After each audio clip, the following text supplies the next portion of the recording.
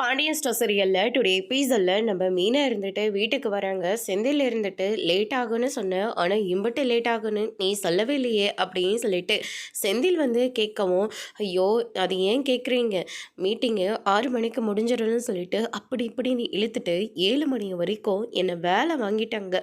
என்ன சொன்னாங்க மீட்டிங்கில், அதான் அந்த கோட்டா சுஷ்மா தான், இங்கே நீ நல்லா ஒர்க் பண்ணுற, உன்ன மாதிரி ஒர்க்கர் கிடைக்கிறதுக்கு நாங்கள் எல்லாரும் சேர்ந்து புண்ணியம் பண்ணியிருக்கணும் அப்படி இப்படின்னு சொல்லிட்டு 4 பேர் வேலையை என் ஒருத்தி தலையில் கட்டிட்டாங்கங்க. நீங்கள் வேற, நான் அப்போவே கோட்டஸ் வேண்டான்னு சொல்லியிருப்பேன்.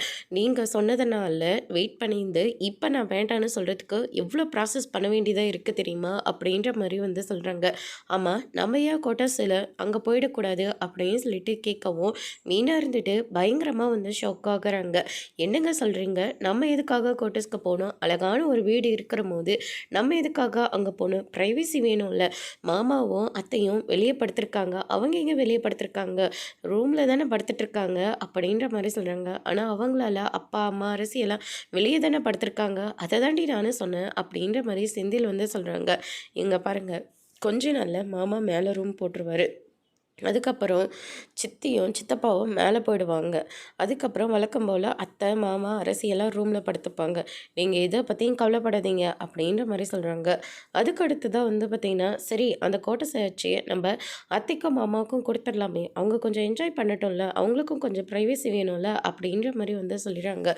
இங்கே பாருங்கள், நமக்கு கொடுக்குறத அடுத்தவங்களுக்கு கொடுக்கவே கூடாது, அது ரூல்ஸ் பிரகாரம் ரொம்ப பெரிய தப்பு அப்படின்ற மாதிரி வீணா வந்து சொல்லிடுறாங்க. சரிடி, மாமாத்துக்கு இந்த ரூமை கொடுத்துட்டு நம்ம அங்கே போயிடலாமே, நம்ம எதுக்காக அங்கே போகணும், அழகான இந்த வீட்டை விட்டுட்டு நான் எங்கேயும் போகிறதா இல்லை அப்படின்னு சொல்லிட்டு எவ்வளோ வேலை இருந்தாலையும் பரவாயில்ல, அந்த கோட்டஸை நான் வேண்டான்னு தான் சொல்ல போகிறேன் அப்படின்னு சொல்லிட்டு மீனா வந்து சொல்லிடுறாங்க. இதை கேட்டு ஒன்று செந்தில் இருந்துட்டு ரொம்பவே அப்செட் ஆகுறாங்க. அதுக்கு அடுத்து தான் தங்கமயில் இருந்துட்டு ரூமில் இருக்காங்க. சரவணன் போகிறாரு, வாங்க மாமா இப்போ தான் வந்தீங்களா அப்படின்னு சொல்லிட்டு கேட்கவும், உங்கள் குடும்பமாக சேர்ந்து என்னடி திட்டம் போட்டு வச்சுருக்கீங்க, என்ன மாமா சொல்கிறீங்க, எனக்கு ஒன்றும் புரியல. இல்லை, குடும்பமாக சேர்ந்து என்ன திட்டம் போட்டு வச்சுருக்கீங்க, இப்போ உங்கள் அப்பா வேற கடைக்கு வராருல்ல, என்ன மாமா சொன்னாரா, மாமா ஒன்றும் சொல்லலை, ஆனால் அவர் கொஞ்ச நேரத்துக்கு முன்னாடி கடைக்கு வந்து நாளைக்கு காலையில் டான்னு நான் கடைக்கு வந்துடுவேன்னு சொல்லிட்டு போகிறாரு. என்ன குடும்பமாக சேர்ந்து என்ன ஏமாத்தினது பத்தாதுலன்னு சொல்லிட்டு இப்போ எங்கள் அப்பாவை ஏமாற்ற போகிறீங்களா அப்படின்னு சொல்லிட்டு சரவணன் வந்து பயங்கரமாக வந்து பேசுகிறாங்க. நாங்கள் எதுக்காக மாமா ஏமாற்ற போகிறோம், அதான் டிகிரி படிச்சிருக்குன்னு சொல்லி குடும்பமாக சேர்ந்து ஏமாற்றி உன்னை என் தலையில் கட்டி வச்சாங்கல்ல, அதுக்கப்புறம் புருஷன் கூட சேர்ந்து வாழ்கிறதுக்காக கர்ப்பமாக இருக்குன்னு போய் சொல்லி இந்த வீட்டுக்கு அனுப்பி விட்டாங்கல்ல, அதுதான் குடும்பமாக சேர்ந்து பிளான் போட்டது அப்படின்ற மாதிரி சரவணன் வந்து சொல்கிறாங்க. இங்கே பாருங்க மாமா, செய்யாத தப்புக்காக நீங்கள் என்னை தண்டிக்கிறது ரொம்ப பெருசு. நானும் தான் குழந்தை இல்லைன்னு நினச்சி எவ்வளோ வருத்தப்பட்டிருக்கேன் தெரியுமா அப்படின்னு சொல்லிட்டு தங்கமயில் வந்து சொல்கிறாங்க. உன் நடிப்பு நாடகத்தை எல்லாத்தையும் நிப்பாட்டிக்கோ, உன் முகத்தை பார்க்கவே எனக்கு அருவருப்பாக இருக்குது. நாளையிலிருந்து உங்கள் அப்பா வேற கடைக்கு வரப்போகிறாரு, அவர் என்ன அங்கே பண்ணுறதுக்கு இருக்காருன்னு எனக்கு தெரியல. எங்கள் அப்பா மனுஷங்க மேலே மரியாதை வச்சுருக்காரு, ஆனால் அந்த மரியாதையை கெடுக்கிற மாதிரி உங்கள் அப்பா ஏதாச்சும் பண்ணாருன்னு வச்சுக்கோங்க, அதுக்கப்புறம் நடக்கிறதே வேற. நாளையிலிருந்து உங்கள் அப்பா கடைக்கு வரவே கூடாது, நீ என்ன பண்ணுவே எது பண்ணுவே எனக்கு தெரியாது, அவரு கடைக்கு வரக்கூடாது அப்படின்னு சொல்லிட்டு எச்சரிச்சுட்டு போகிறாரு. அதுக்கு அடுத்ததாக தங்கமயில் இருந்துட்டு இவங்கெல்லாம் சேர்ந்து பண்ணுறதுக்கு நான் என்ன பண்ணுவேன், என் மேலே கொஞ்சம் கூட இவங்களுக்கெல்லாம் பாசமே இல்லை அப்படின்னு சொல்லிட்டு தங்கமயில் வந்து ரொம்பவே ஃபீல் பண்ணுறாங்க. அதுக்கு அடுத்ததாக வந்து பார்த்திங்கன்னா அடுத்த நாள் காலையில் இருந்துட்டு நம்ம செந்தில் இருந்துட்டு நேராக மீனாவோட அப்பாவையும் அம்மாவையும் பார்க்கறதுக்காக போகிறாங்க. ஏன் மாப்பிள்ள, ஏதாவது வீட்டில் அது பிரச்சனையா அப்படின்னு சொல்லிட்டு கேட்குறாங்க. அதெல்லாம் ஒன்றும் இல்லையே அப்படின்ற மாதிரி சொல்கிறாங்க. இல்லை, என்றைக்கும் வராத மனுஷன் காலங்காத்தாலே வந்திருக்கீங்களே, ஒரு வேலையில் ஏதாவது பிரச்சனையா, அதில் எந்த பிரச்சனையும் இல்லை, மீனாவால் தான் பிரச்சனை அப்படின்ற மாதிரி சொல்கிறாங்க. மீனாவால் பிரச்சனையா, நீங்கள் என்ன சொல்கிறீங்க, எனக்கு ஒன்றும் புரியல அப்படின்னு சொல்லிட்டு கேட்கவும், அதுக்கு அடுத்ததாக மீனாவுக்கு கோட்டஸ் வந்து சொல்லியிருக்காங்க தெரியும் தானே, ஆமாம் கவர்மெண்ட்டில் எப்போவுமே கொடுக்கறது தானே அப்படின்ற மாதிரி சொல்கிறாங்க. அந்த கோட்டஸை மீனா வந்து வேண்டான்னு சொல்லிட்டு வர போகிறாளாம். நான் அங்கேயே ப்ரைவேசியாக இருக்கட்டும்னு சொல்லிட்டு போகலான்னு தான் இருக்கேன். எனக்கு ஒன்றுனா எங்கள் வீட்டில் இருக்கிறவங்க பதறுவாங்க, நான் இல்லைன்னு சொல்லலை. அதுக்காக எனக்கு எங்கள் வீட்டு ஆளுங்களை பிடிக்காமலையோ என் அண்ணன் தம்பிங்களை பிடிக்காமலையோ அவங்கக்கிட்ட சண்டை போட்டுட்டோ என்னால் அங்கேருந்து போக முடியாது. அதனால் மீனா கூட கொஞ்சம் நல்லா சந்தோஷமாக வாழணும்னு நினைக்கிறேன். எங்களுக்கான வாழ்க்கையே தனியாக போய் நான் வாழணும்னு ஆசைப்பட்றேன். மீனாவை கூப்பிட்டா எனக்கு அந்த கோட்டர்ஸ்லாம் வேணாம், எனக்கு நான் இங்கே இருக்க போகிறேன், கோட்டர்ஸை வேண்டான்னு சொல்லிட்டு வரப்போகிறேன்னு சொல்கிறேன், நீங்களாவது அவளுக்கு கொஞ்சம் சொல்லி புரிய வைங்க அப்படின்ற மாதிரி நம்ம செந்தில் வந்து சொல்லிடுறாங்க. அதுக்கு அடுத்ததாக சரிங்க மாப்பிள்ள, நாங்கள் அவகிட்ட பேசி பார்க்குறோம், ஆனால் நல்லா இருக்கிற குடும்பத்தை நாங்கள் பிரித்த மாதிரி ஆகாதில்ல அப்படின்ற மாதிரி ராமச்சந்திரன் சொன்ன உடனே, மாமா அது எப்படி நீங்கள் பிரித்த மாதிரி ஆகும், நான் தானே எங்கள் வீட்டில் இருக்க பிடிக்கல, தனியாக போகணுன்னு ஆசைப்பட்றேன், நான் தானே சொல்கிறேன், நீங்கள் மீனைக்கிட்ட மட்டும் பேசி அவன் மனசை மாற்றுங்க, மற்றதெல்லாம் நான் பார்த்துக்கிறேன் அப்படின்ற மாதிரி வந்து சொல்லிடுறாரு.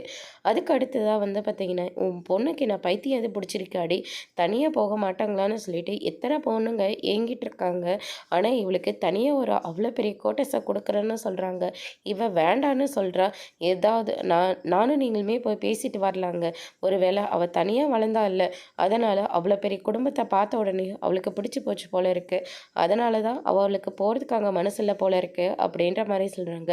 ஆனால் என்னமோ ஒன்று, மாப்பிள்ளைக்கே அந்த வீட்டில் இருக்க பிடிக்கல, இவளாம் எப்படி தான் அந்த வீட்டில் இருக்காளோ, மூச்சு விடுறதுக்கு கூட பெரிய இடம் ஒன்றும் அங்கே இல்லை அப்படின்ற மாதிரி வந்து சொல்லிடுறாங்க.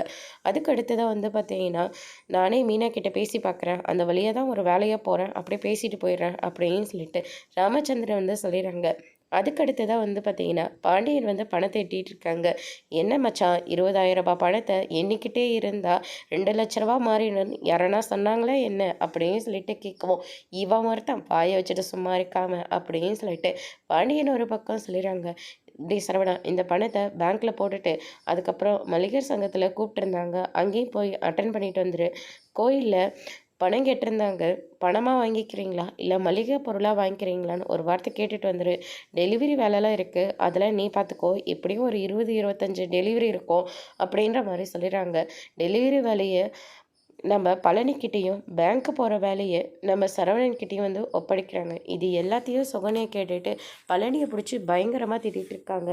இப்போ எதுக்காக விசில் அடிச்சிட்டு இருக்கீங்க, பெரிய சாகசம் பண்ணிட்டு நினப்பா, உங்களுக்கு அசிங்கமாக இருக்குங்க, எங்கே போனாலையும் இப்படி பேக்கை தூக்கிட்டு வந்து நிற்கிறீங்க. சரவணன் வந்து அவங்க ரத்தம், அவன் வணிகர் சங்கத்தில் 4 பேரை பார்த்து பழகுனா ஓனர்ன்ற மரியாதை கிடைக்கும்.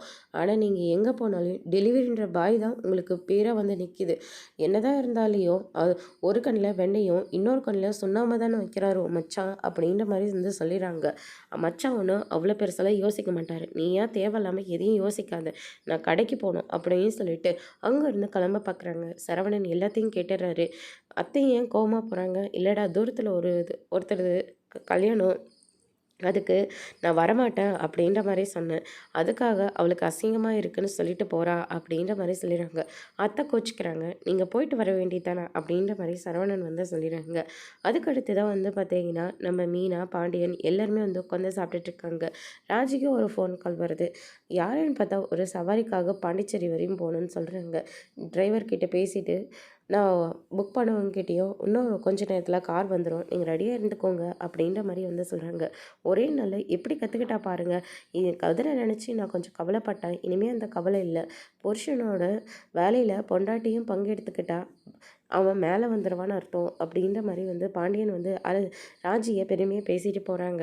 கோமதி இருந்துட்டு அவர் என்ன தாண்டி குத்தி கட்டி பேசிட்டு போகிறாரு அப்படின்ற மாதிரி சொல்கிறாங்க. நான் கடைக்கு போய் வியாபாரம் பார்க்கல, நானும் எத்தனையோ டைம் கேட்டிருக்கேன், ஆனால் அவர் வேண்டான்னு சொல்லிட்டு போயிருக்காரு, அவர் இன்னைக்கு வீட்டுக்கு வரட்டும், அவருக்கு இருக்குது அப்படின்னு சொல்லிட்டு கோமதி வந்து திட்டிட்டு போகிறாங்க. மீனா உட்காரசிக்கோ ஒன்றுமே புரியல. அதுக்கு அடுத்ததாக தங்கமயில் இருந்துட்டு நேராக அவங்க வீட்டுக்கு போகிறாங்க. அங்கே ஏற்கனவே பாக்கியத்துக்கிட்ட மயிலுக்காக கொடுத்த 50,000 பணத்தை அவள் கல்யாணத்தப்போ கொடுத்தது, இன்னுமே பணத்தை கொடுக்கல. ஏற்கனவே ஒரு டைம் கேட்கலான்னு வந்து முன்வாசலை பூட்டிட்டு பின்வாசலில் போய் கதவை சதிக்கிட்டு உள்ளே உட்காந்துக்கிட்டேன். இந்த ஒரு டைமு பணத்தை வந்து நீ தரலன்னா நேராக நான் போலீஸ் ஸ்டேஷன் தான் போவேன் அப்படின்ற மாதிரி அசிங்கப்படுத்துகிறாங்க. தங்கமயில் இதெல்லாம் கேட்டோன்னே பயங்கரமாக ஷாக் ஆகுறாங்க. அதோடு இன்றைக்கான எபிசோட் முடிச்சிருக்காங்க. இன்றைக்கி பாண்டியன் ஸ்டோரில் அடுத்தடுத்து என்னெல்லாம் நடக்க போகுதுன்றதை வெயிட் பண்ணி பார்க்கலாம். தேங்க்யூ.